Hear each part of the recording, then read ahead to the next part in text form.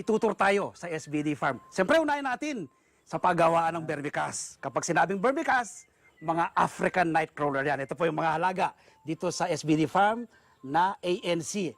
Father, ito, ano? Marami kasi hindi nakakalam, Father, ano? Ito yung mga bulate. Ano? At yung itinayin dito, Father, yun ang vermicast na tinatawag. Ano pong pinapakain naman natin dito? Ano yun, yung cow manure ito. Cow manure. Yun ang kanyang kinakain, di ba? Tapos yung kanyang dumi na rin at sa kanyang proseso, Opo. siya ang nagpo-produce ng ating organic fertilizer. Ayun. So, ito pong lupa naman ito. Kukuha ako ng ano. Nagiging ano na yan, Oo. mixture niya ng kanyang dahil kinakain niya, dinudubian niya, Oo. napo-process into an organic fertilizer. Ayun. Pag sinabing vermicast, Father, ito yung pinakamataas na uri ng kapag ikaw ay nag-organic farming. Yes. No? Pinaka-the best na fertilizer. Oo. So lahat ng majority ng mga tanim natin ito, ina-apply nyo po ito. Nanggagaling yan, lalo na sa seedling production. Kasi napaka-importante sa unang pagtatanim mo ng seedling, Opo. yung foundation niya talaga dapat organic na ganito. Ayun. So, ito po, ano? Baka bulate po yan. Yan, kinakatakutan yan, pero ito ay kayamanan nating mga magsasaka. Yes! Kapag ikaw yung magsasaka, hindi ka takot sa mga bulate. May mga iba na tao, pero ito, ano talaga yan? Kayamanan yan. Kayamanan. Ito yung gold sa amin kasi nagbibigay ng matabang lupa. Ano? Kaya magaganda yung ating mga tanim na halaman because of ANC, itong mga Yes. bulate ito. Yes po. Ayun. Okay, wala dito sa paggawa ng vermicast. Itutur pa tayo, ikot pa tayo ni Father sa iba pang makikita dito sa SBD Farm. Greenhouse. Ito tayo sa greenhouse, Father. Yeah. Wow, to may mga bunga na tong Japanese Ang cucumber ganda ito, nito. ano? ang ganda ng setup dito. Wow, Father, napakaganda ng setup nitong ano mo. Yeah, welcome po sa mga greenhouses natin. Oo. Ito, Father, mga cucumber ito, no? Yeah, ito Ang yung gaganda ng bunga. Japanese cucumber. Japanese cucumber. Yeah. Hindi ba mahirap itanim ito, Father? Medyo madali lang din. Oo. Sanay na rin ng mga farmers natin. Oo. Tsaka ibang pamamaraan mo, Father, eh, no? Ibang siya, anong method to? Meron siyang... May drip line ng water na yan. Oo. At dito na yung umaagos yung tubig. Oo. Sa So, pwede to. Kahit nasa urban area, Father, pwede to, no? Sa pwede mga ito. Metro Manila, no? Oo. Oh, ang gaganda. Aha. Yung bunga, oh. Mga ilang araw nito, Father? Mga This is week na 1 to? month. 1 month na to, After no? 1 month, maka-harvest ka na ng mga bunga. Yun, no? And then, 1 month din na pakinabangan ito na Oo. nagka-harvest ka. Kaya sulit na sulit din yung Ito, Father, parang parang ano to, no?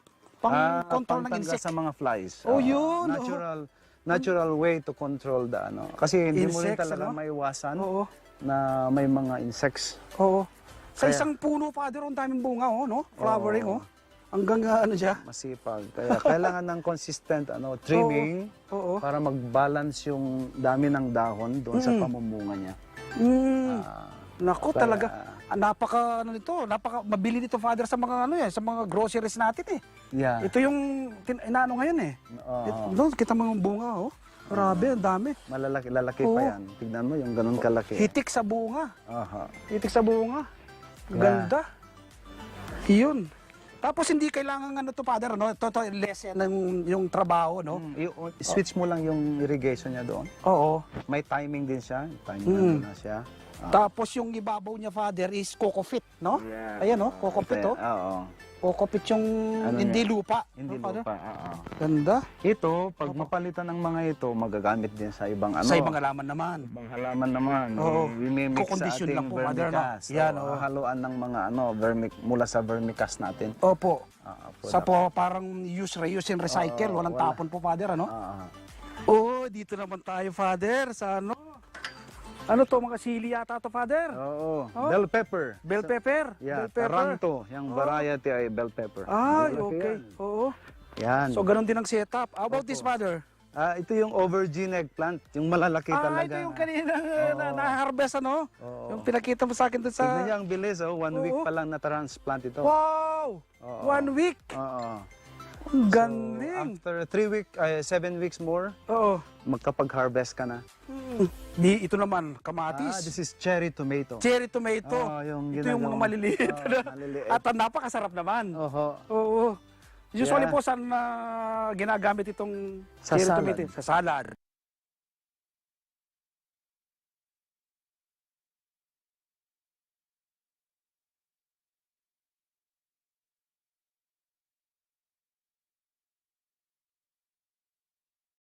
Ano na yan? Oo. Mixture niya ng kanyang dahil kinakain niya, dinudubian niya, Oo. na-process into an organic fertilizer. Ayun.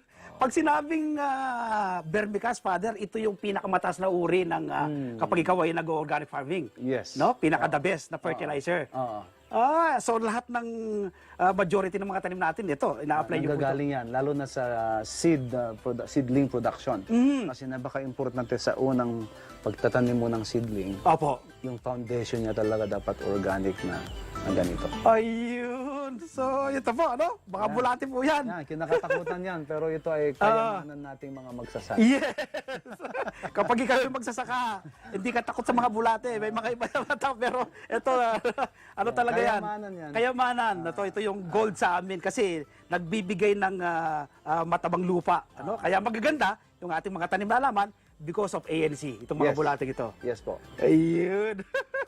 Yeah. Okay, mula dito sa paggawa ng vermicast, itutur pa tayo, ikot pa tayo ni Father sa iba pang makikita dito sa SBD Farm. Greenhouse. Pa tayo sa greenhouse, Father. Yeah. Wow, to may mga bunga na tong Japanese Ang cucumber ganda ito, nito. Ronel, ano?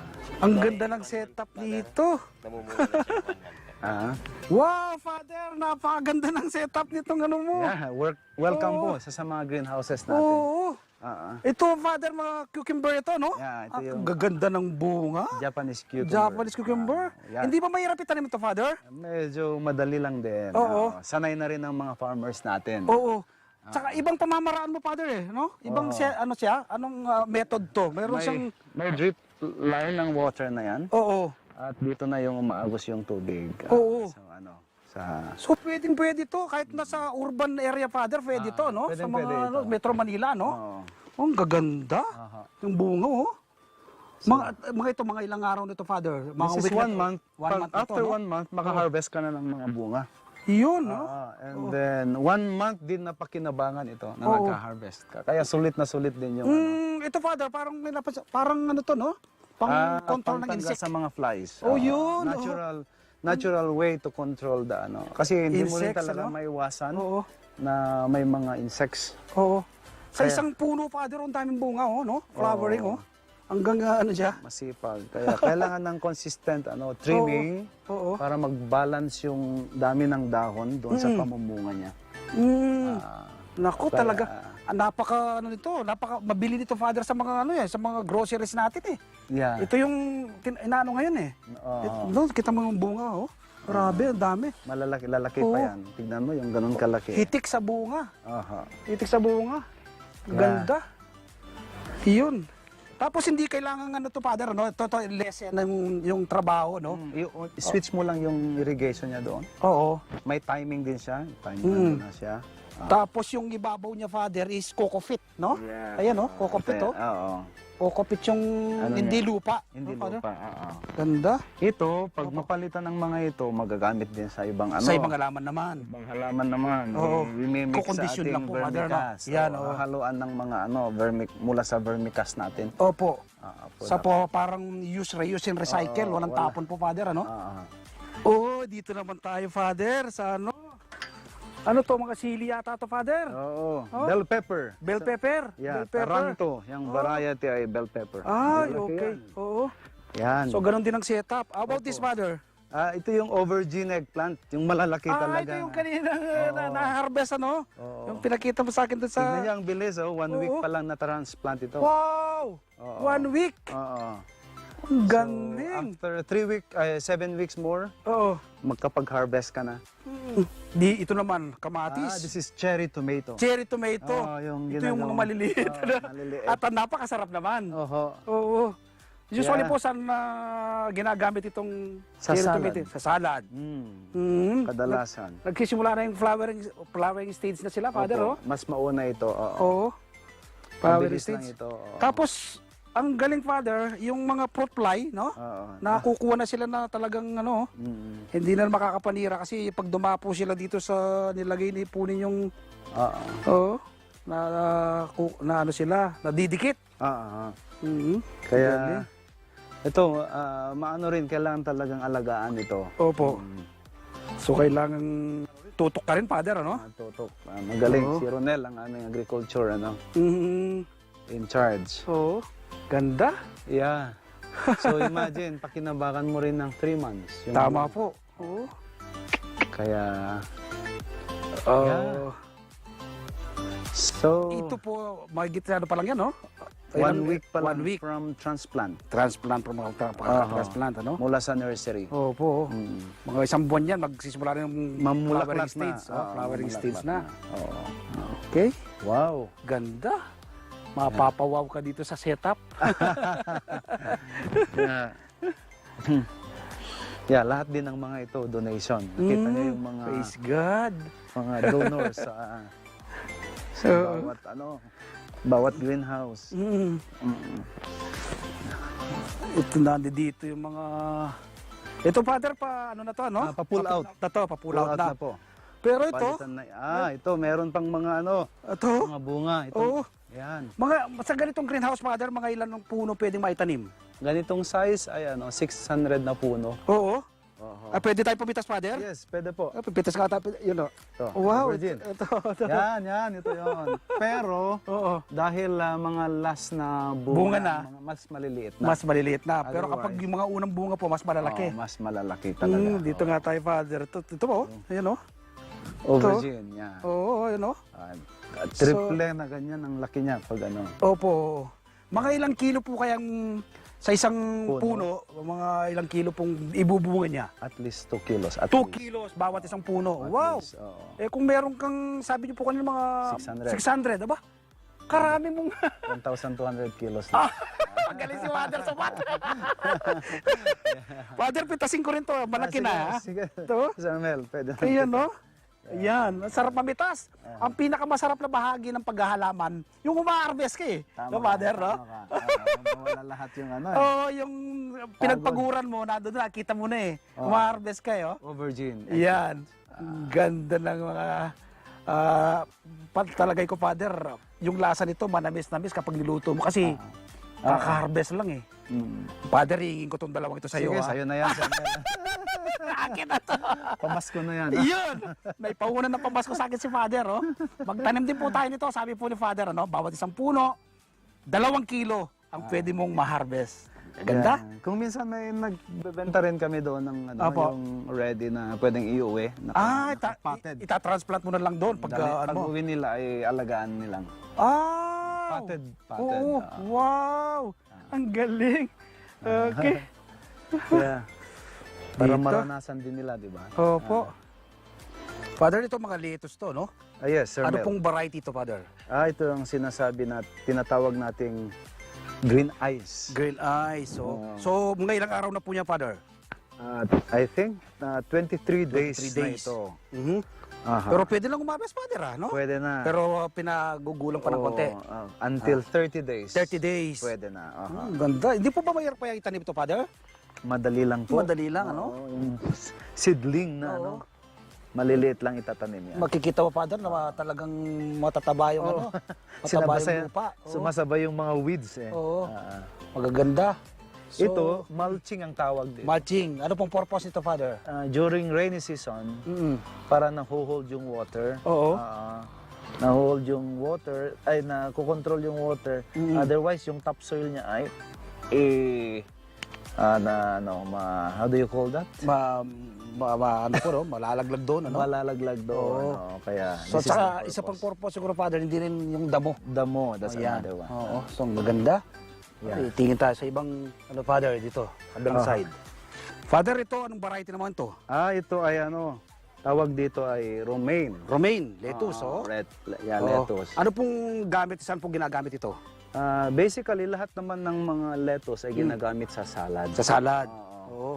Pero pag mawalan kami ng ibang gulay sa samgyupsal, Oo. pwede rin ito ilagay sa samgyupsal. Lahat ng may sabaw na pwedeng kainin, pwedeng ilalagay itong lettuce. Ganon din ito, Father, ano? Within a month, harvest ka rin. Yes, Oo. di ba? Ang galing. Ganda ng ano, Oh, may red doon, nakita nyo? red lettuce. Ito red lettuce. Oh. Yeah. Okay, ikot tayo dito, Father. Ito kaya, ano to? Yan Ito. ay bok. Bok choy, ano? Yeah. Oh, Bok choy. yun. Ah, ah. Ito, Father, ito yung Chinese pechay na sinasabi, ano? Yes. Oo. Bok choy. Oo. So, ilang araw na po ito, Father?